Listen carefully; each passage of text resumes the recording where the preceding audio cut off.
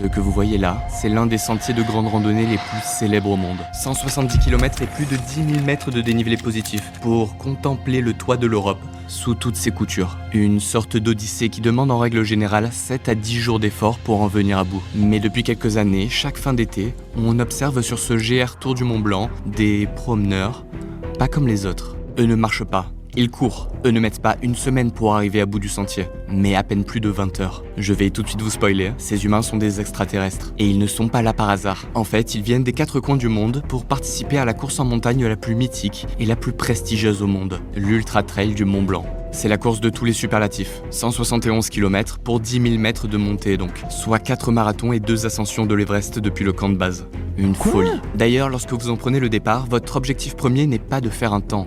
Non, c'est simplement de le terminer, d'en devenir un finisher. Lors de la première édition de l'épreuve, en 2003, seuls 67 des 663 participants sont parvenus à rallier la ligne d'arrivée. Ça fait 90% d'abandon. À l'époque, 90% d'abandon ?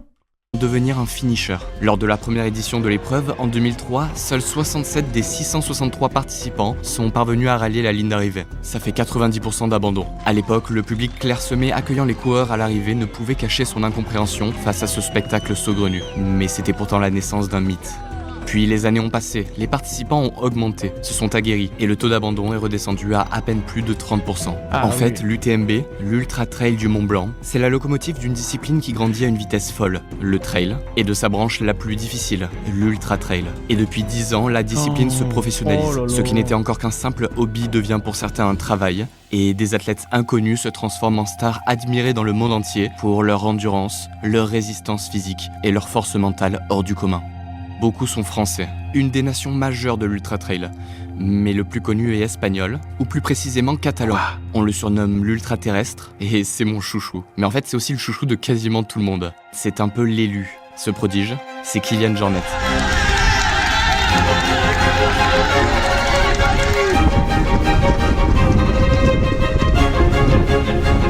It will be impossible. Look at Kilian, he's passing!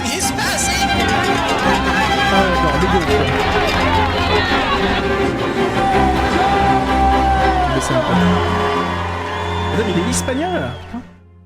Là, il est au départ de la 19e édition de l'UTMB. Nous sommes en 2022 et vous ne savez pas encore pourquoi, mais il a l'occasion d'entrer dans l'histoire. Mais juste avant de passer à l'action, laissez-moi vous présenter Honkai Star Rail, qui sponsorise cette vidéo et peut également vous offrir un petit break gaming entre vos sessions running. Bon, c'est tellement pas adapté la vidéo. De vous en tenir à une bonne assiette de grâce à son éventail thérapie alimentaire. Mais quand même de la jouer safe et de vous en trouver le jour où vous êtes à la Jornet. Je me permets encore il a l'occasion d'entrer dans l'histoire. Alors pour que vous compreniez bien ce qui se joue, je vais vous ramener un petit peu en arrière. Retour dans le passé de Kilian Jornet donc. Nous sommes dans les Pyrénées, à un peu plus de 2000 mètres d'altitude. C'est là, dans ce refuge, où son père en est le gardien, que grandit Kilian. Du coup forcément, à 3 ans, l'enfant prodige gravit son premier sommet de 3000 mètres, puis à 6 ans, son premier 4000 mètres. Kilian Jornet, c'est le profil idéal de l'ultra-trailer. 1m71 pour 58 kg, un physique léger et compact, un haut du corps sans muscles superflus, comprenez sans poids superflu, et un bas du corps renforcé en mode rouleau compresseur, façonné pour la montagne depuis le plus jeune âge. C'est aussi une endurance cardiaque exceptionnelle et des capacités pulmonaires surnaturelles. Sa VO2 max, c'est-à-dire la quantité maximale d'oxygène que son corps consomme, est autour de 90. Bon, si vous n'êtes pas expert, sachez juste que c'est phénoménal. Il pourrait sans problème devenir un grand coureur de semi-fond. Mais ce que lui aime, c'est la montagne, l'altitude, l'endurance, et donc les sentiers. Et c'est en 2008, lors de la 5e édition de l'UTMB, que Kilian arrive dans ce nouveau monde de l'Ultra Trail. À ce moment-là, le Catalan a 20 ans, soit l'âge minimum légal pour participer à la compétition.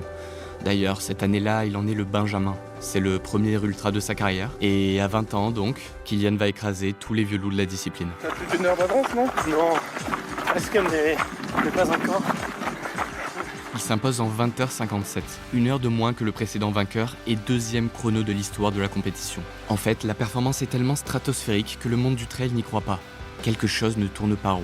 Et ce sont des dizaines de coureurs qui portent réclamation. La suspicion est si grande que l'organisation préfère attendre le résultat des contrôles antidopage avant de lui décerner officiellement la victoire. Cette année-là, les Ah ouais, habitués je de comprends, l'UTMB je comprends. croyaient avoir eu affaire à un tricheur. Mais ils comprendront très rapidement qu'il venait simplement d'observer les débuts du plus grand ultra-trailer de l'histoire du sport. Ouais, je comprends. C'est comme, tu vois, quand on a vu Usain Bolt, c'est la première fois vraiment performer, on s'est tous dit, genre, suspect le coup quand même, hein, de descendre aussi bas, tu vois. Donc je pense que c'est normal, quand il y a un athlète comme ça, un peu alien, qui sort de nulle part, qui casse les codes d'une compète. Au début, on va le traiter de tricheur, ce qui est normal, je pense. Il n'y a vraiment pas de problème à ce niveau-là. Et ensuite, derrière, on commence à explorer un peu le pourquoi et le comment il a réussi. Et après, derrière, bah, s'il prouve qu'il arrive à le faire régulièrement, bah, c'est là où ça devient une resta, quoi. Tu vois. N'aurait-il pas une fusée dans les fesses? Ah, no joke, surtout, moi je suis curieux, parce que je pense qu'il va le développer un petit peu, c'est... voilà, qu'est-ce qui le différencie? Qu'est-ce qui le différencie? Puis l'année suivante, en 2009, Jornet revient à Chamonix et s'impose une nouvelle fois. Ah, tu vois, l'année En d'après... 2010, il fait l'impasse, mais décide de revenir en 2011 et forcément l'emporte. 3e victoire, un record. En fait, il semble plusieurs crans au-dessus de tous les autres. Dès que Kylian participe à une course, c'est tout simplement une chance de victoire qui s'envole pour tous les autres. Mais bref, tout le monde attend comment il est Kylian en parti 2012 vite pour la passe de 4. Oh. Mais Kylian n'est pas là. Puis les années s'enchaînent et le Catalan ne revient toujours pas. Oh. À la place, il remporte presque toutes les autres courses auxquelles il participe et glane un à un les records de temps d'ascension des sommets les plus connus au monde. La montagne, toujours 4 heures, 57 minutes et 40 secondes. C'est le temps qu'il a fallu au supersonique Kylian Jornet pour escalader le Mont Blanc et en redescendre. Le champion espagnol de ski alpinisme a battu ce matin le record d'ascension du plus haut sommet d'Europe. Une série de quêtes secondaires donc. Une sorte d'exploration extrême et atypique de notre monde. Avant le grand retour, en 2017, presque 10 ans après sa première victoire. Est-ce que vous êtes là, les traîneurs? C'est de rugby? Entre-temps, tous les autres ont pu apprendre et le plateau n'a jamais été aussi relevé. C'est la course du siècle. Et à l'arrivée, Monsieur Kylian Jornet Burgada, deuxième. oui, 2e. Bon, c'est toujours un excellent résultat, mais Kylian n'a pas gagné, et c'est la première fois. Alors tout le monde le comprend, Kylian est humain, Kylian est prenable. Bon, en vérité, il vient aussi de tomber sur un autre extraterrestre, le français, également triple vainqueur de l'UTMB, François Daen. Piquet, le catalan, revient l'année suivante, en 2018. Oh le François. Mais Piquet, Jornet le sera cette fois par une abeille. Diminué à la suite d'une réaction allergique, le catalan sera forcé d'abandonner. Non. Et soudainement, c'est l'histoire parfaite entre l'UTMB et Kylian qui vient d'en prendre un coup. Puis les années suivantes, Jornet fait l'impasse sur la course, jusqu'à 2022. Nous sommes en début d'année, en février, et l'UTMB l'annonce en grande pompe.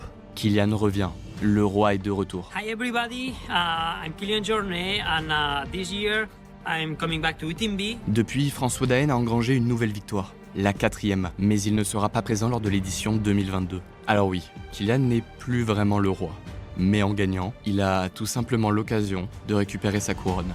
Stylé. Maintenant, retour au vendredi 26 août 2022. Il est 18h à Chamonix, place du Triangle de l'Amitié, au départ de la 19e édition de l'épreuve reine de l'UTMB. Beaucoup de grands noms de l'ultra-trail sont là, mais surtout 2300 coureurs de 118 nationalités sont réunis pour une course d'anthologie. À ce moment-là, les rêves de toutes et tous sont encore permis. Car ensuite, entre bonheur et torture, la suite Attends, s'annonce mais- dantesque. Lui, c'était le gars de Koh-Lanta, non? Permis. Lui, là. Blanchard. Mathieu. Putain, mais oui, c'était Mathieu dans Koh-Lanta. Incroyable. Car ensuite, entre bonheur et torture, Exceptionnel. la suite s'annonce dantesque. Il faudra pour la majorité des coureurs attendre près de 40 heures pour aller la ligne d'arrivée. Mais pour les meilleurs donc, pour Kylian et les autres que je vous présenterai bientôt, le rendez-vous est déjà pris pour dans environ 20 heures. 20 heures, 20 c'est un heures. nombre important, car personne n'a jamais réussi à faire moins sur le sentier complet. Ah ouais. C'est un peu comme la barrière des 2 heures au marathon. Et celle de l'UTMB tient toujours. Alors pour les plus ambitieux, l'objectif c'est 20 heures. Quelques minutes de trop et ce sera sûrement la gagne qui s'envolera. Mais quelques minutes de moins, et c'est l'assurance de rentrer dans l'histoire. C'est parti pour cette UTMB Oh là là. 2022 pour un tour J'y pars autour tellement du Mont vite. Blanc en passant chez nos voisins italiens, suisses et un retour à Chamonix en France. On va faire une grande balade de 170 km, c'est un petit peu ça, parce que ça va être intéressant dès le début de comment se comportent les athlètes favoris. Dès le début, le rythme imprimé est très élevé. Sur les parties roulantes, on tourne autour des 18 km/h. Le début de course en ultra, c'est à double tranchant, car tout va encore bien. Et en fait, heureusement, Les sensations sont bonnes, mais une allure trop élevée et c'est l'explosion à la mi-course. Il faut donc lutter contre soi-même pour parvenir à se canaliser. Au début, il existe 2 stratégies principales. La première, c'est de jouer la course, s'adapter aux adversaires, essayer de suivre les bons wagons, ne pas laisser s'échapper les meilleurs. Et la deuxième, plus prudente, c'est de courir à l'allure cible, se tenir à son plan de course, à sa stratégie et respecter ses temps de toujours l'allure passage, cible, kilomètre après kilomètre. Maintenant, place un peu aux présentations. Lui devant, là, c'est l'Espagnol Pau Capel, et il fait son grand retour à Chamonix. Vainqueur en 2019, il est le détenteur du record de l'épreuve. D'ailleurs, il avait terminé si proche de la barre des 20 heures qu'il avait décidé avec son sponsor The North Face de tenter un défi fou. Briser la mythique barrière hors course. Le projet avait pour nom de code Breaking 20, en référence au célèbre projet d'Eliud Kipchoge. Wow. Mais Pau Capel avait échoué. Sans l'adrénaline de la course et dans des conditions difficiles, il n'avait pu faire mieux que 21h17, 1 heure de plus que son propre record. Cette année, il revient donc sur l'UTMB pour prouver qu'il sait comment gagner et surtout prouver le qu'il gars, sait c'est une comment machine, passer hein. sous la barre des 20 heures. Il court par rapport à un plan de course, il est là en tout cas, il a l'air d'avoir la forme. Il a creusé l'écart quand même, hein. C'est assez impressionnant. 33 minutes de course. Eh bien, on est parti sur 20 heures de course. Tout va bien pour l'instant pour Capel. Et il est très vite rejoint par Kilian Jornet. 2 jours avant la course, le prodige catalan a effrayé tous les observateurs en annonçant sur Instagram avoir été testé positif au Covid. Jusqu'à quelques minutes du départ, il avait laissé planer le doute sur sa participation. Mais il est donc bien là. Oh, Ouais, l'enfer, ça c'est une gars. info importante. Il a pas laissé filer Pau Capel cette année. Et derrière eux, 2 Américains. Le premier, c'est lui, Jim Walmsley, le grand favori de cette édition avec Kilian. Déjà double vainqueur de la Western States et de plusieurs autres courses prestigieuses, il est le meilleur espoir de victoire masculine côté américain. Mais l'UTMB reste sa bête noire. We have received confirmation from the race organization that Jim Walmsley is officially out of the 2021 UTMB. Jim Walmsley, the superstar, another disappointment. C'est simple, il a abandonné 2 des 3 fois où il en a pris le départ. D'ailleurs, il a voulu mettre toutes les chances de son côté, en décidant de s'installer en France, dans le Beaufortin, sur les terres du quadruple vainqueur François Daen. Le deuxième, c'est Zach Miller. Lui aussi est maudit sur l'épreuve. 2 abandons en 2018 et Putain, 2019. attends, c'est ouf. Alors, lui aussi, il a une revanche à prendre. Les deux ont un objectif, devenir le premier Américain à remporter l'épreuve chez les hommes.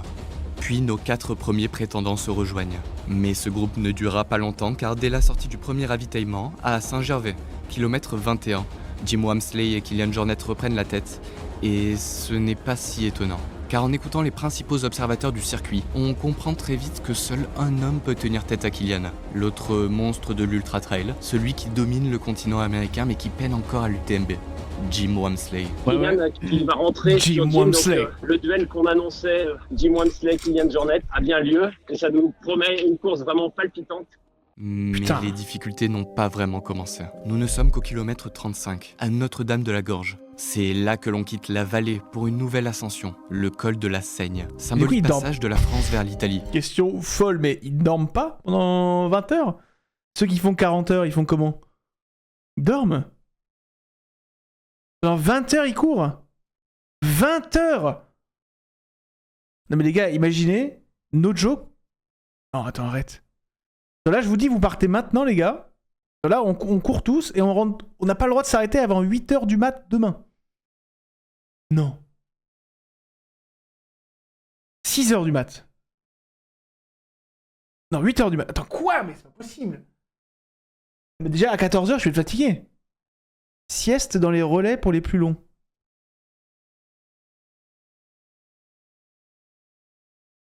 Et pas sur du plat. Mais c'est vrai, et oui. Ah oui, oui, pardon. Je parle pas de courir autour d'un stade. Attends, mais c'est dingue. Putain, mais... Mais ça, tu vois, c'est vraiment la notion du sport que j'adore. Dans le côté, alors pas sport compétition, hein, je compare pas avec le rugby, le hand et tout. Mais le côté, genre vraiment se dépasser soi-même. Plutôt que, tu vois, que de soulever des poids. Genre, tu sais, ou d'être genre costaud, machin et tout. Ça, je trouve que c'est la grande classe. Genre, entre un gars qui fait, genre, je sais pas, 150 au développé couché et ces gars-là, il y a même pas un match. Il y a même pas un match. Je trouve que ça, c'est la classe absolue.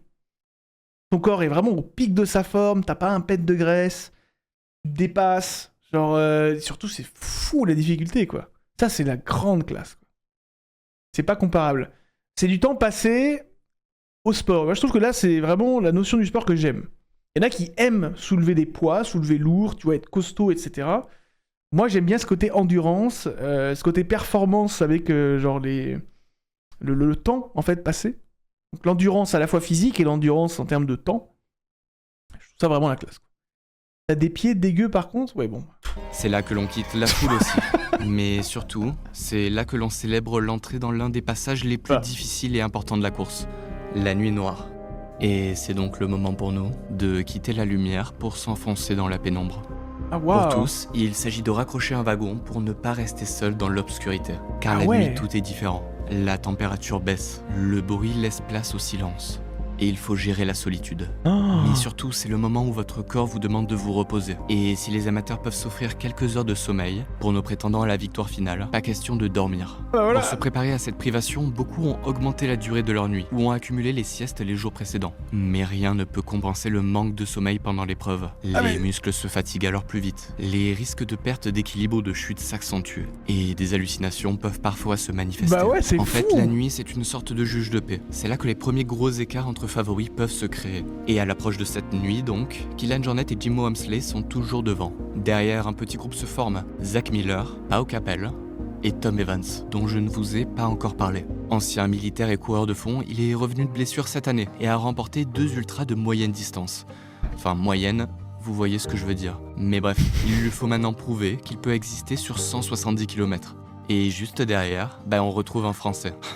Enfin. Donc là, oui, ça doit être Mathieu Blanchard qu'on voit. Vous voyez, avec le short rouge. Oui, je sais, je vous avais dit en intro que les Français étaient forts sur l'ultra. Mais pourtant, sur cette course, je n'en ai encore évoqué aucun. En fait, les cadors de la discipline ne sont pas là. François Daen, le quadruple vainqueur, a préféré se concentrer sur la Hard Rock et la Diagonale des Fous, 2 autres courses mythiques. Et Xavier Thévenard, autre légende du sport, est diminué par des problèmes de santé. Alors cette année, pas de favori chez nos Français. Mais rassurez-vous, nous avons donc un gros outsider. C'est Mathieu Blanchard. Il a commencé la course à pied à 26 ans, puis il a progressé à une vitesse folle et s'est très vite orienté vers le trail.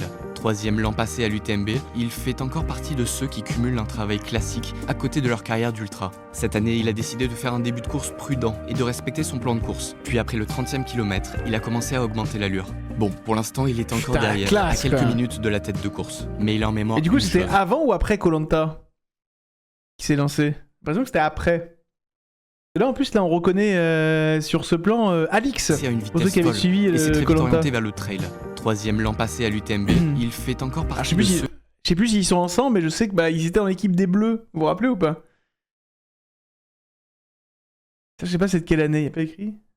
Qui cumulent un travail classique à côté de leur carrière d'ultra. Cette année, il a décidé de faire un début de course prudent et de respecter son plan de course. Puis après le 30e kilomètre, il a commencé à augmenter l'allure. Bon, pour l'instant, il est encore derrière, à quelques minutes de la tête de course. Mais il a en mémoire une chose, la remontada de Ludovic Pomeray lors de l'édition 2016. 50e avec un retard de 45 minutes sur la tête de course au début de la nuit. Et proche de l'abandon, il avait fini par rattraper les coureurs les uns après les autres. À quelques minutes de la tête de course. Mais il a en mémoire une chose, la prudent et de respecter son plan de course. Puis après le 30e kilomètre, il a commencé à augmenter l'allure. Bon, pour l'instant, il est encore derrière, à quelques minutes de la tête de course. Mais il a en mémoire une chose, la remontada de Ludovic Pomeray lors de l'édition 2016. 50e avec un retard de 45 minutes sur la tête de course au début de la nuit. Et proche de l'abandon, il avait fini par rattraper les coureurs les uns après les autres, prenant finalement la tête à 25 km de l'arrivée pour s'imposer. Alors Blanchard le sait, un ultra c'est long. Certes, il a un peu de retard, mais il lui reste du temps. En plus, il a de bonnes jambes, alors le podium est encore jouable. Et puis, lui a également un autre objectif dans un coin de la tête, la gagne.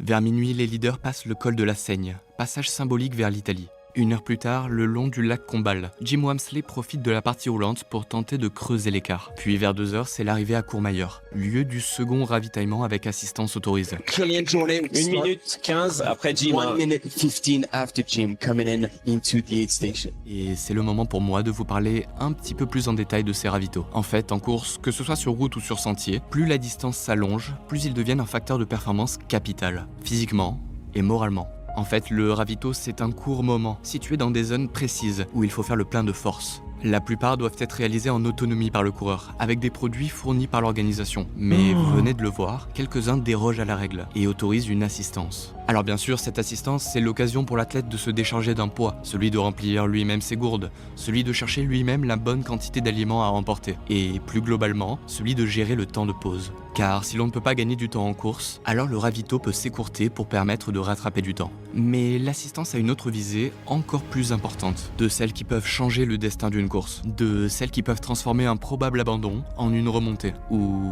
au contraire, vous couper les jambes. Cette visée, c'est de rebooster mentalement l'athlète, car après plus de 100 km seul ou presque, le corps humain est forcément amoché, et l'esprit aussi. Et ce qui nous maintient alors, c'est la tête. Alors, voir une personne de confiance, c'est plus qu'un soulagement. C'est un potentiel transfert d'énergie, via la parole, via le toucher ou le regard. Une sorte de magie qui peut être à double tranchant. Car lorsque l'on arrive au ravito et que l'on se plonge dans les yeux de son assistance, c'est un miroir de notre propre condition que l'on fixe. Si le regard est inquiet, choqué des séquelles qu'aura déjà laissé plusieurs heures de course sur le visage, alors l'athlète peut le voir, prendre conscience de sa condition. Et là, c'est la catastrophe. Mais bref, la nuit touche à sa fin. Les coureurs vont passer le plus haut sommet du parcours, le grand col ferré, à 2537 mètres d'altitude. Et le soleil commence à se lever sur le massif du Mont Blanc. Et comme prévu, la sélection naturelle a bien eu lieu, et les tendances de course se sont affirmées. Seuls les plus forts ont survécu. Jim Wamsley est sur un nuage et tient un rythme démentiel à l'avant. C'est énorme ce qu'est en train de faire Jim Wamsley, il est en train de creuser l'écart, c'est historique. Le Jim. Vous nous rejoignez, il est 6h22, Jim Wamsley qui est en tête et qui va venir pointer au passage au 110e kilomètre à la fin. Mathieu Blanchard, troisième. Il va lui rester 60 km. Ouais, manque de sommeil, 110 km effectivement déjà derrière eux et une foulée qui reste très bonne pour Jim Wamsley qui a l'air plutôt en forme. Sa foulée est encore pure et son visage serein. Derrière, Kilian Jornet est toujours en embuscade, mais il est maintenant à 6 minutes de l'Américain et semble déjà marqué. Ça va? Et le troisième, c'est Mathieu Blanchard. Le Français est en forme, il est en position de chasseur. Nous sommes à 12 heures de course. Il en reste environ 8. On compte déjà 150 abandons et beaucoup d'autres commencent déjà à perdre pied. Le recordman de l'épreuve, Pau Capel, est toujours là, mais il est 8e et déjà décroché. Sauf surprise, ce ne sera pas son année. Ah, Nous Pau ne sommes maintenant Capel. plus qu'à quelques kilomètres de Champellac, le prochain ravitaillement avec assistance. Champellac, c'est une sorte de petit Canada, un amas de chalets traditionnels entouré de forêts et perché à un peu plus de 1500 mètres d'altitude. Mais c'est surtout le juge de paix habituel de l'UTMB, car juste après, ce sont 3 montées qui s'enchaînent. Et depuis 2013, l'homme qui est ressorti en tête s'est à chaque fois imposé à Chamonix. Enfin, sauf une fois, en 2016. Lorsque Ludovic Pommeret avait réalisé l'exploit en remontant près de 50 places sur la deuxième moitié de course. Mais bref, cette histoire de Ludovic Pommeret, c'est simplement une anecdote que je vous donne. Comme ça, Champellac, nous y sommes presque, et un homme est en souffrance, proche de la rupture. C'est Kilian Jornet, et il est repris par Mathieu Blanchard. Oui, c'est Mathieu Blanchard. Kilian Jornet, quel rebondissement quand on vous disait que Mathieu Blanchard était costaud. Il est en train d'attaquer Kilian Jornet. Quelle course de Mathieu Blanchard. Il la met la pression parce que regardez, il commence à faire un écart. L'Espagnol est dans le dur, mais il s'accroche. Regardez le regard de Mathieu et Kilian qui est recollé quand même. Et le duo part chasser ensemble Jim Wamsley. Jim Wamsley dans la montée sur Champellac, ça monte fort, ça grimpe fort. Et puis en bas de cette descente, faut être vous costaud. avez Mathieu Blanchard, Kilian Jornet en 2e et 3e position. Puis ensemble, ou presque, ils arrivent au fameux ravitaillement de Champellac. Comment tu te sens? Tu te sens bien là? Tu te sens bien? Tu m'as mis une mine à la montée. Il dit à tout le monde qu'il va dropper. Ok, il parle en catalan à tout le monde. On est tous derrière toi, Mathieu, tu me dis que t'as tout ce qu'il faut pour réussir. T'as tout ce qu'il faut pour réussir. C'est des frissons là. Et qui aspire dans son siège, Kilian Jornet. Jim Wamsley était lui arrivé quelques minutes plus tôt. Mais quelque chose cloche chez l'Américain. Il ne s'est que très peu alimenté. Gotta keep eating, okay? I need to do something. I'm not eating too much. Okay. I'm drinking, but... Okay. Alright, it's okay. They're 15 minutes behind you. Matthew Blanchard strong and caught up to Killian. Killian's not feeling that. Let's try and regroup, okay? Jim Wamsley est arrivé à Champellac avec près de 14 minutes d'avance sur ses deux poursuivants. Mais pourtant, seulement 1 heure plus tard, et alors que les caméras de l'organisation avaient perdu la trace des hommes de tête dans la forêt, seuls Kilian Jornet et Mathieu Blanchard en ressortent. Pardon ? Nous sommes dans la montée de Bovine, et tout le monde se pose alors la même question. Où est donc Jim Walmsley? No Et là, way. on a un aperçu sur l'alpage de bovine. On a vu tout à l'heure Kylian Jornet, on a vu Mathieu Blanchard. On devine un coureur qui a l'air de peiner et c'est peut-être Jim Walmsley. No. Oh là là. Incroyable. Oh là là là là là, ce qui est en train de se Incroyable.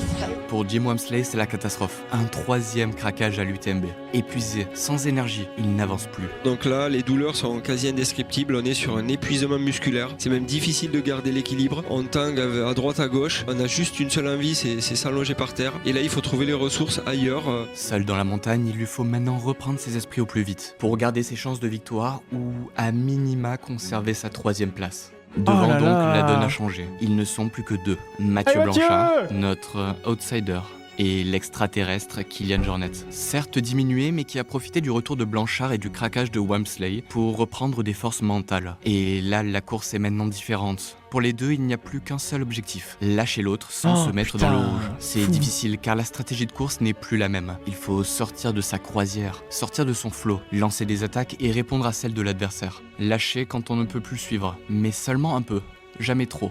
Et ce type de course, c'est une dépense énergétique supérieure et extrêmement violente, après maintenant plus de 15 heures de course. 15 Niveau heures rapport qui de force, court. c'est presque le statu quo. Kylian Jornet est au-dessus dans les montées, mais il souffre dans les descentes. Alors les deux font l'élastique. Puis finalement, presque ensemble, nos deux leaders arrivent au ravitaillement avec 15 assistance du heures. Trien, kilomètre 140. Et Blanchard retrouve donc Alix, qui l'assiste depuis le début de la course. C'est bien, mon père, c'est très très bien, mon père. Faut que tu bombardes. T'es meilleur. Tu vas le choper, tu vas le choper. Allez, allez. Mais non, c'est pas trop dur. Mais non. Non, t'es fait pour ça, on va le faire. On va le faire ensemble, on va le faire ensemble. Allez, on bombarde. Allez, ça va le faire, mon cœur, c'est normal, c'est normal. C'est dur, c'est normal. Regarde-moi, regarde-moi, regarde-moi, regarde-moi, regarde-moi dans les yeux, regarde-moi dans les yeux, tu vas le faire. Tu vas le faire, tu le mérites, d'accord? Tu le mérites. Allez, c'est bientôt fini. Ça fout des frissons avec les paroles de Alix. Personne. Avec toi, une petite flasque. Ok, très bien, très bien, très bien, très bien. Ok, très bien, Mathieu. On est reparti, Mathieu. On est reparti. On est reparti, mon amour. Mathieu Blanchard qui raccourcit au maximum ce passage au ravitaillement et qui donc prend la tête tout simplement de cette UTMB. Ah ouais, la tape sur le boule, c'est 10 km de plus. Et Kylian Jornet qui est plus posé. Mais qui n'a pas laissé partir quand même son adversaire principal. Hein. Non. Et Kylian le marque. Le mano à mano continue. Là, on rentre dans une guerre psychologique, comme si c'était pas assez dur physiquement mais mentalement. Maintenant, on rentre sur Putain, un les deux, duel. ils se lâchent Et pas, c'est en vrai, maintenant l'heure de l'histoire est folle. l'avant-dernière montée. Celle vers le chalet 47 d'alpage d'Etsep. secondes. 650 mètres de dénivelé positif avant d'attaquer la descente vers Valorcine, lieu du dernier ravitaillement avec assistance autorisée. Dans la montée, c'est donc l'Espagnol qui a l'avantage. Il les pratique depuis l'enfance et gère à la perfection son effort cardiaque. Dans les pentes faibles, il court, mais son cœur ne s'emballe que très peu. Et dans les montées raides, sa technique lui permet de bien répartir son effort physique sur l'ensemble de son corps, pour soulager ses quadriceps, soit en s'aidant de ses mains, soit de ses bâtons. Par contre, comme dans les descentes, il est beaucoup plus difficile de soulager les muscles de ses jambes, alors il souffre le martyre. Dans les pentes faibles, c'est encore soutenable, car il peut allonger sa foulée et ainsi limiter la puissance des impacts. Mais lorsque la pente devient importante, il est obligé de la raccourcir, pour ralentir, mieux maîtriser ses pas, et ainsi éviter la chute. Chaque choc est alors un supplice, et la peur de voir son muscle lâcher grandit. Alors c'est là où le Français reprend du temps. Et après la montée jusqu'au chalet d'alpage d'Etsep, puis la redescente côté France vers Valorcine. C'est encore le statu quo. À toi, à moi, c'est le mano à mano qui se... Mais là, ça fait 17h30 qu'il court. Les marathons, c'est en 2h30, quoi. C'est-à-dire que les marathons n'ont même pas commencé.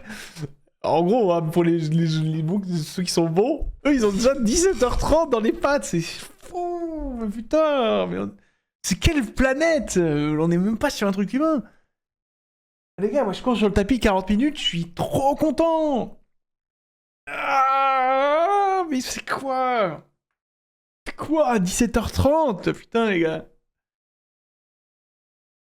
Qui se poursuit. Nous sommes maintenant au dernier ravitaillement avec assistance. Il ne reste plus qu'un véritable col à passer. Et c'est là que la victoire va se jouer. Alors que nous sommes désormais à quelques mètres du ravitaillement ici à Valorcine. Et c'est l'épilogue qui va débuter avec cette dernière montée, cette tête au vent qui va être le juge de paix de cet affrontement. On va gagner l'UTMB, ok? Regarde-moi bien, on va gagner l'UTMB, regarde-moi, ok? Allez. Purée. Non, pas de purée, Ok. pas de purée. Non, purée là. Allez, go. Il y a Roger, il y a tout le monde. Ok, Après c'est bon, il y a tout ce qu'il 18 faut. heures. T'en Donc, goûtes 2 gels, deux c'est dit. Ok, c'est bon. Il y en a plus que 2. On y va. Purée. Non, pas purée. Purée. Tu vas gagner le TP, Roger. Tu vas le faire, tu vas gagner le TP, tu vas le faire. Après, alors ça c'est intéressant parce que d'un point de vue motivation, je pense que tout le monde est réceptif de manière différente à de la motive. C'est-à-dire qu'il y en a vraiment qui vont être juste... ils ont besoin qu'on les soutienne de A à Z, vraiment genre tu les boostes moralement, ils ont besoin de cette motivation extérieure. Et il y en a d'autres qui ont besoin de motivation plutôt intérieure, c'est-à-dire qu'il faut trouver d'autres clés. Et ça c'est hyper intéressant comme travail, si vous êtes amené un jour parfois à motiver quelqu'un, à coacher quelqu'un, tout le monde est différent. Ça, c'est vraiment un truc que vous devez retenir, c'est que tout le monde est différent. C'est-à-dire que c'est pas parce que vous allez dire « Allez, putain, allez, t'es le meilleur !» Tu sais, genre à l'insulter en mode « Putain, mais t'as pas honte, là ?» Il y a plein de trucs. Il y en a d'autres, ça va être de rien dire. Il y en a d'autres, c'est de rien dire. C'est vraiment « Allez, continue !» Il y en a d'autres qui ont besoin, tu vois, d'avoir un truc physique, tu sais, de se faire engueuler par un coach basque de 50 ans et qui fait « Ouais, qu'est-ce que tu branles, là ?» Tu vois, il y en a chacun a un truc différent. Alors là, bon, c'est un niveau... On est à 17h30 de course... Mes respects à tout jamais à toutes ces personnes-là. Mais chacun est très différent. Et moi, je sais que par exemple, quand j'étais joueur ou autre, tu vois, moi, j'aimais pas qu'on me donne des trucs de motivation. J'aimais pas qu'on me motive en parlant, tu vois. Ou qu'on me dise, hey, putain, détends-toi, vas-y, tu vois. Ça, j'aime pas trop. Ouais, ça m'aide pas. Au contraire, tu vois, ça me sort du truc. Et il faut trouver donc chacun... à la fois, il faut que ce soit le coaché qui sache ce dont il a besoin, et en même temps il faut que ce soit le coach qui, soit en l'écoutant, soit en travaillant un peu ce discours, arrive à trouver les bons axes. Voilà. Par exemple, moi, non, une fessée, en vrai, ça m'aide pas. Une fessée, les gars, si je cours, vous mettez une fessée, juste je vais me retourner, je vais vous en mettre une. Et ce serait une guerre de fessées, quoi. Il y a pas mal d'aspects comme ça que vous allez devoir travailler un petit peu, que je trouve hyper intéressant. Le rêve, enfermé. C'est tout simplement énorme là. Ouais, c'était vraiment une course, même dans le ravitaillement. Je pense que par exemple, je vais avoir besoin d'être très rationnel, vraiment straight to the fact, quoi. Straight to the fact. Peut-être, tu vois, genre me rassurer. Moi, j'aime bien respecter mes adversaires, tu vois. Genre, un truc qui me motive, c'est par exemple, tu vois, de me dire, ok, le gars en face de toi, il est fort, respecte-le, tu vois. Ça, c'est un truc qui m'aide énormément. Parce que moi, je suis tiré par l'adversité. C'est-à-dire, plus quelqu'un est fort, plus je vais être fort. J'aime pas écraser les gens, tu vois, j'aime pas battre les faibles, j'aime bien me battre contre des forts. Et là, typiquement, dans ce moment-là, je pense que tu me dis genre un truc du style, putain, il est fort, faut pas que tu lâches, hein, il est fort, mais tu vas le faire. Genre, le focus sur l'autre m'aide de ouf. Parce que du coup, c'est le petit vent qui va insuffler ma motivation intrinsèque. Tu vois. En fait, j'ai pas besoin qu'on me motive, j'ai besoin qu'on me donne un coup de vent qui va m'amener à ce que je me motive moi-même. Et ça, je trouve que c'est intéressant, tu vois, dans ce cas-là. On parle pas du train, mais on parle de manière générale dans des duels ou des trucs comme ça. Là, ça y est, il n'y a plus une seconde à perdre. Et ils se sont regardés qui va sortir le premier. Mathieu a quasiment sprinté pour sortir devant Kylian de ce ravitaillement de Valenciennes. Oh là là là là, cette guerre psychologique, presque plus que physique, c'est énorme. Attends, mais comment ils vont aux toilettes d'ailleurs? Derrière eux, Jim Wamsley est en souffrance. Il arrivera à Valenciennes 35 minutes plus tard, mais surtout, encore une fois, au bord de l'abandon. Can you pound a Coke? No, I ate too much at the last aid station. What? You haven't eaten anything. What do you want? You haven't eaten much. I heard Matthew's falling back, but Zach and Tom are gaining on you. I'm not sure I'm going to be able to hold them all. It's okay. Just do your best. You're doing great, okay? You got it. Pour Jim Wamsley, il faut donc tenir pour assurer le... Ça, typique, c'est génial qu'on ait ces images-là. Vous avez vu? Le gars, il est en troisième, il est en fatigué, etc. Qu'est-ce que lui dit son coach ou sa femme, je crois qu'ils s'embrassaient, c'est « T'inquiète, c'est pas grave, tu vas le faire ». Et du coup, je pense que lui, ça va lui débloquer quelque chose et dire « Putain, vas-y, je peux pas lâcher là et tout machin ». Alors admettons que sa femme soit en mode « Mais qu'est-ce que tu branles, putain, mais troisième, t'es en train de tout relâcher, mais allez, vas-y, bats-toi et tout, là c'est ton truc ». Bah, il aurait peut-être pas été réceptif. Vous voyez? Ça, c'est un très bon exemple qu'on vient de voir de ce qui illustre ce que je viens de dire. Le podium. Réponse Je dis pas que des bêtises. Hein. En fin de course. Pour Jim Wamsley, il faut donc tenir pour assurer le podium. Réponse en fin de course. Et pour nous, retour à l'avant avec les hommes de tête. Allez Mathieu. Il reste seulement 20 km, mais surtout 2 ascensions terribles. Le faux plat très montant du col des montées. Et surtout, juste derrière, enchaîné, l'ascension de la tête au vent. 2 km et demi pour 600 mètres de dénivelé positif, soit une pente moyenne de 24% lorsque toutes les parties de votre corps sont dans la réserve. Wow. Et tout ça après 150 km et 18 heures de course. Pendant ce temps-là, mais vous le voyez, Kylian 20 a pris quand même quelques mètres d'avance sur Mathieu Blanchard. On a vu d'ailleurs le regard de Mathieu, peut-être un petit peu hagard. C'est vrai que sa compagne parlait beaucoup, lui un petit peu moins. Kylian Jornet, lui, il a jeté un petit coup d'œil. On a vu regarder du coin de l'œil ce que faisait le Français pour bien repartir devant son adversaire et lui poser à minima une petite attaque. Ouais, une petite attaque qui fait quand même la différence. L'Espagnol a attaqué Blanchard dans le col des montées, mais vient maintenant la tête au vent. Un peu moins d'1 heure de montée, c'est raide. Là au niveau musculaire il reste plus grand chose dans le moteur. Là il y a les crampes qui vont commencer à arriver. Ça va être très compliqué à gérer. On voit, en tout cas physiquement, Kylian Jornet commence à être... C'est fou comment ce rapport au temps et à la difficulté n'a plus aucune notion. À 18h qui court, là je pense qu'il va commencer à avoir 2-3 crampes. Moi, au bout de 20 minutes, déjà, j'ai envie de quitter le tapis. Même, j'ai plus de crampes en étant assis que... Remarqué, naturellement, on le voit ventiler. Il va sortir les bâtons, il est vraiment sur un rythme fou. Là c'est une attaque, une vraie grosse attaque. Les derniers écarts que nous avons, qui nous parviennent entre Kylian Jornet et Mathieu Blanchard font état d'un quart d'heure maintenant. 16 minutes d'écart d'un coup d'un seul suite à l'accélération de Kylian Jornet. Ne me regardez pas comme ça Michel, ne me regardez pas comme ça Morgane, je ne fais que lire. La vitesse d'ascension de Kylian Jornet est si absurde que l'on en vient même à se demander si la barrière des 20 heures ne pourrait pas tomber. Cette barrière mythique des 20 heures n'a jamais été vaincue, n'a jamais été battue. Et Kylian Jornet, après un nouveau record du côté de Zegama Izekori, un nouveau record sur la Hard Rock cette année, est peut-être capable de s'envoyer à la fois un 3e succès, mais également un 3e record. Et les espoirs quand même sont toujours permis, je précise, pour Mathieu Blanchard. Derrière il y a une partie plutôt plane avec ses balcons de Flégère et ensuite la redescente sur Chamonix qui sont peut-être favorables à Mathieu Blanchard. Mais les écarts, on vous parlait de un quart d'heure, de 10 minutes. Là, les deux hommes, c'est notre dernier pointage, c'est la tête au vent, arrivée imminente pour les deux. Donc l'écart n'est peut-être pas si élevé que cela. Il n'y a peut-être pas 10 minutes ou voire même 5 minutes, comme nous l'annoncions il y a encore quelques instants. Mathieu Blanchard qui vient de passer effectivement à la tête au vent, donc on a un écart un petit peu plus solide. On aurait donc 9 minutes d'écart entre Kylian Jornet et Mathieu Blanchard. La barrière des 20 heures sur le parcours complet devrait, selon toute vraisemblance, tomber. C'est pas mal derrière pour Mathieu Blanchard. Il relance bien. Il y a peut-être pas 10 minutes entre les deux hommes. Les écarts réels sont difficiles à calculer. Beaucoup d'informations circulent. Et lorsque Kylian Jornet arrive à la Flégère et qu'il ne lui reste donc plus que la descente, il pense déjà avoir fait le trou. Mais à la sortie du ravitaillement, on lui fait comprendre que rien n'est encore joué. 6 minutes, il est 6. 6-7. Il lâche rien. Il est 6 7 minutes. Mais 30 minutes plus tard, après une descente irréprochable, c'est bien le Catalan qui ouvre le bal des arrivées à Chamonix. On l'a découvert en 2008, il a remporté 3 fois l'épreuve, de retour en 2017 face au grand François Naine. Il avait terminé 2e, on l'a vu au retour aux affaires, être capable de faire le grand écart, de gagner un 27, un 33 ou un 100 miles. Putain, 19,48. À l'heure actuelle, elle est capable de courir sur toutes les distances avec les meilleurs au monde. Il nous fait la joie d'être avec nous aujourd'hui pour remporter un 4e titre.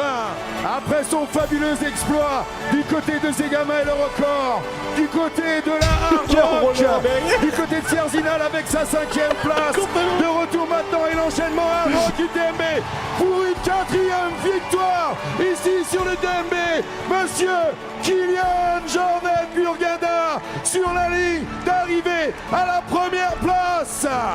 Il réalise la performance en 19h49 32. La barre des 20 heures est passée. 6 participations à l'UTMB, une 2e place, une piqûre d'abeille, mais surtout 4 victoires et maintenant un record. 19h, 49 minutes et 32 secondes. 30 minutes de moins que le record de 2019 de Pau Capel. Et surtout donc, moins de 20 heures. Encore une fois, Kylian Jornet vient de montrer qu'il était le plus fort, qu'il était la tête de gondole de cette discipline folle. Attends, mais en plus, au tout début, putain, ils avaient dit qu'ils avaient le Covid. Ou genre qu'il avait été...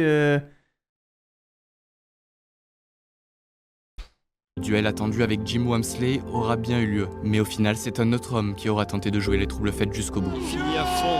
Ah, il va aller les chercher, hein. C'est moins de 20 heures lui aussi. Il va casser cette barrière mythique. Putain, après sa Blanchard, place de 2021. Le voici donc dauphin de Kilian Jornet.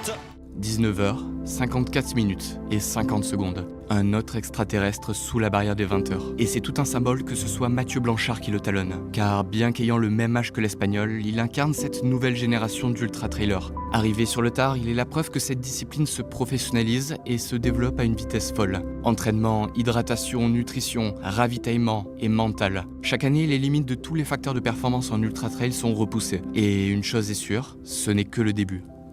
Tom Evans termine lui 3e, une gestion de course parfaite pour le retour à la compétition du Britannique, qui complète le podium. Et derrière lui, 1h20 après Kilian Jornet, arrive le grand battu, Jim Walmsley. Son estomac lui aura encore joué des tours, mais cette fois-ci, il aura terminé l'épreuve. Puis après, ce seront 1790 athlètes, professionnels ou amateurs, qui parviendront à rallier la ligne d'arrivée à Chamonix. 68% de finishers. Le dernier, Tomio Suyama, terminera en 47 heures, 11 minutes et 53 secondes. Après avoir pris le départ vendredi à 18h, il sera donc arrivé dimanche, presque à la même heure, après 3 jours et 2 nuits d'efforts. Et là, c'est à se demander pourquoi ces hommes et ces femmes décident de s'infliger ça. Pour l'aventure, pour ce contact si particulier avec la nature, pour le dépassement de soi forcément. Mais je pense qu'il est difficile d'en comprendre totalement la raison, tant que l'on n'a pas couru un ultra. Car la montagne russe d'émotions par laquelle un athlète peut passer ne peut pas vraiment se décrire. Il faut la vivre. Et ce sentiment, il n'y a que peu de doute. Tous ces finishers s'en souviendront pour le restant de leur vie. Eh ben, toujours aussi beau, hein, dis donc. Les petits docus de notre ami Fatch. Ouais, il fallait aller le chercher, hein. Franchement, l'histoire est magnifique, il a bien raconté. En fait, putain, Mathieu Blanchard qui fait une perf, en fait, son profil est incroyable. J'avoue que je m'attendais pas à ce que ce soit aussi fou ce qu'il a fait, en fait.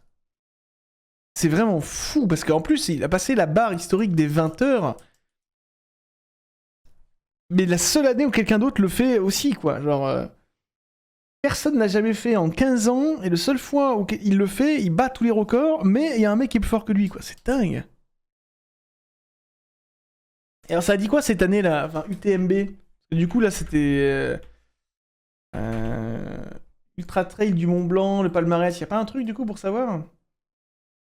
Ah mais c'est un Français qui a gagné cette année? Vincent Bouillard. 2020. Eh c'est Jim Walmsley qui a gagné en 2023. Oh incroyable. Alors attends, résultat. Oh c'est fou, attends. Course 2024. Ah regardez, on va le voir ici. C'est 2 Français top 1 et 2. Mais non. En 1954. Vincent Bouillard. C'était la première fois qu'il le faisait. Waouh, tellement stylé. Après derrière Baptiste Chassagne. Ah, j'arrive pas à voir. Il avait pas fait en 23. Ah si, quoique Dacia UTMB. Pardon. C'est pas le même sponsor en fait. UTMB. Vous voyez UTMB ou pas? Ultra Trail de Beaujolais. Non, non, non. Non, non. Ah si, c'est ça. Kodiak Ultra Marathon. Non, c'est pas la même chose.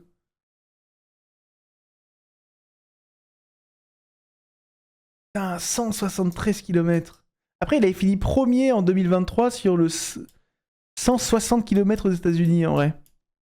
C'était pas celui du Mont Blanc, mais c'était aussi un truc de leur marque. Et en 2023, du coup... Oh, 19,37. Zach Miller, 19,58. Oh, et Mathieu Blanchard, 20,54. Incroyable.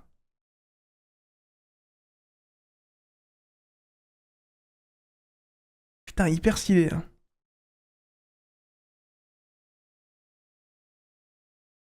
Ah, quand même, hein. Putain, impressionnant. Hein, les temps, là. Katharina, Blandil. Ah, les girls, quoi. C'est vrai que là, c'était axé sur les hommes, mais... Ah, c'est fou, en vrai. Et François Dane, 20h45. Mathieu Blanchard, 21h12. Ah ouais, parce que du coup, il a commencé là. Il a commencé... Hop, hop, hop. Ah ouais, bon, quand tu te mets dans un truc à fond, que ça te passionne, que tu y mets les moyens et tout, alors bon, bien sûr, là, c'est peut-être plus un ovni, entre guillemets, en termes de temps, mais tu peux tenter des choses, quoi. Impressionnant, impressionnant.